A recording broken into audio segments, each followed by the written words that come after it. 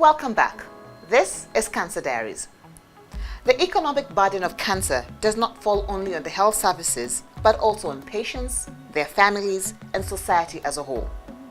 Until recently, little has been known about the costs incurred by cancer patients and their families. We've had to sell personal stuff just to be able to cater for treatment. We've had to cut down on some stuff. Desperation will drive someone to say, I'm selling a TV, I'm selling a gas cooker, I'm selling stuff in the house to finance treatment. I mean, these are realities. We have borrowed and borrowed and borrowed until we can't borrow anymore. You're even scared of calling someone. Probably you just want to say hello and tell them how you're doing, but to them, they think you just want to borrow from them. Cancer patients with insurance are more likely to undergo treatment than those without insurance. But with insurance companies increasing premiums for cancer patients, this deters them from receiving and completing treatment. You have a private insurance that suddenly you have cancer, they say, oh, maybe it was pre-existing. The premiums are suddenly very high. They find all reasons to make it an exclusion. So you show up, and I've seen patients literally crying in the cashiers, and they're told, oh, your insurance has declined to pay for you. I mean, I've seen it countless times. Literally, like, this makes my blood boil. They suggested that I do an endoscopy, which was quite a costly test. We couldn't afford it because now this was actually affecting our finances. One, I'd run out of insurance, so we were paying cash.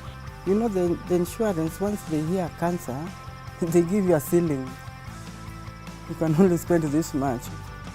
So I thought, now, at this rate, I'm going to finish my medical cover. The government-sponsored National Health Insurance Fund, NHIF, is the best thing to happen in cancer treatment financing. It might not be perfect, but it's a good start. There's an element of discrimination, and patients being discriminated on the basis of their cancers require expensive medicine, vis-a-vis your cancer requires cheaper medicine, you are covered. Some patients with cancer will walk scot-free. Present the NHIF, walk out. They don't pay a dime, they don't pay a cent, because NHIF will take care of them. And many patients have come to us, to the network, to Kenco, to ask, so why am I being taken round and round? I didn't choose this type of cancer. It's the biology of the cancer that dictates what type of treatment I will get. So, those are the sort of things that hopefully the universal coverage will sort out. Some scans my NHIF has actually been able to pay for. So it's a good thing. You want a scenario where I have cancer, I go to any hospital that offers cancer treatment, whether in my county, whether in the city, and get treated. And so long as my NHIF is sorted, I should be walking out scot-free. That's what the understanding of the cancer control community of universal health coverage will be, so that no Kenyan will have to sell their land, their goats, really mortgage everything they have to finance treatment. And what we as a network are encouraging patients, those who have cancer and even those who don't, enroll yourself to NHIF. You need to start somewhere. Start paying the premiums, the 500 shillings a month, pay whatever it takes. Get into NHIF. For most Kenyans living on less than $1 a day, paying the NHIF premium of 500 Kenya shillings every month is a tall order. I can't afford, because I have not held 500 shillings yenye imeshikana hivi. Because when I have the 500 shillings, I go the kadogo economy way. I'm buying some little mafuta, some little mafutata, some little cabbages, kitungu, nyanya. I mean, there's nothing left. This CDF thing that we have in the constituencies, it's time to rethink. Apart from making fancy roads and classrooms by MPs, a portion of it needs to go to cancer control. And the counties need to put some budget into it. But the things that make sense to Kenyans are the things that mean something. I have a patient with cancer, they are treated without me breaking a sweat, without me digging a tunnel under a bank. You know, they are treated because I have paid NHIF, or if I can't afford my CDF funds in the constituency, it's paying my NHIF. Kenya's only public comprehensive cancer treatment center is based at the Kenyatta National Hospital. Cancer patients travel long distances for treatment. The treatment is an outpatient service, making it difficult and expensive for patients referred from far out regions. There are patients who come from out of town on radiotherapy. And in public sector, right now, it's only Kenyatta National Hospital that is offering radiotherapy. But if you're in Nairobi and you're coming for radiotherapy in public sector, you're coming to Kenyatta National Hospital, and your home is in Kilifi. So you need to find a place to stay. So that is a huge cost in itself. With no accommodation at the public hospitals, cancer patients are forced to sleep along the hospital corridors and wake up early for the fast come, fast served based treatment. Sio mimi peke yangu nalia, hata wengine wanalala casualty ndio waje watibiwe asubuhi. Kufika huko tunaambiwa mashine imeharibika. Kushinda kuja Kenyatta na pahali pa kulala ni ngumu, transport ni ngumu. Leaving your familiar rural home, you are here with staying with a host who is not very amused having you around because maybe you're even nauseated and throwing up at night.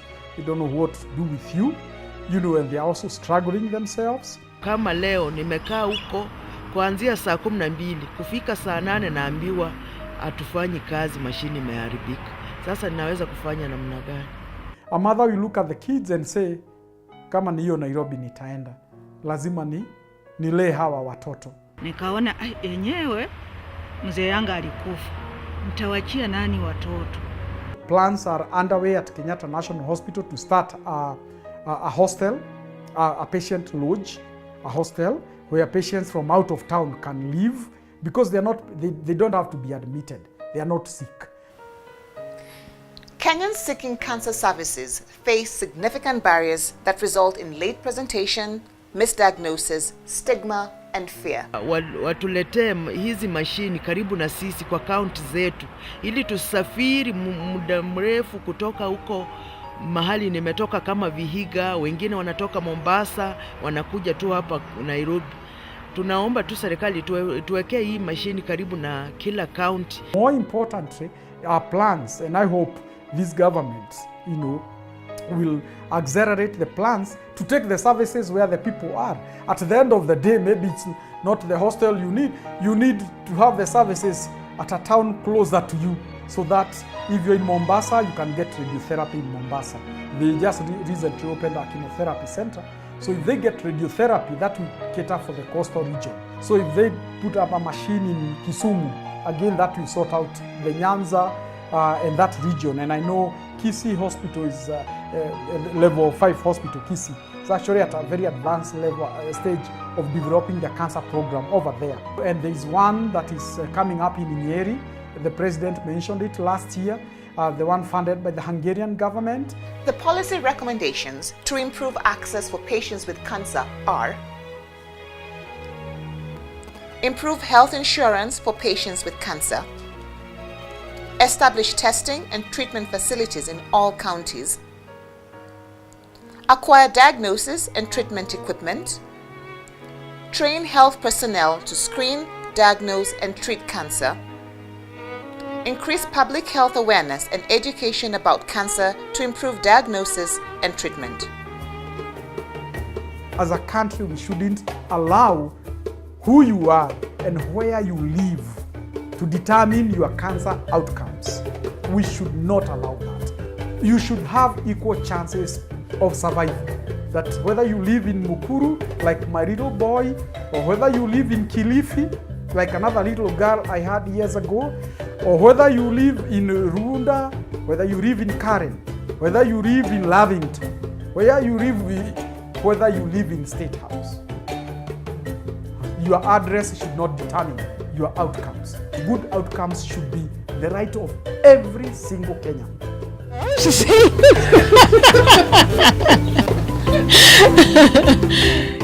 Effective cancer testing and treatment options can be developed to address cancer in a resource-constrained environment like Kenya.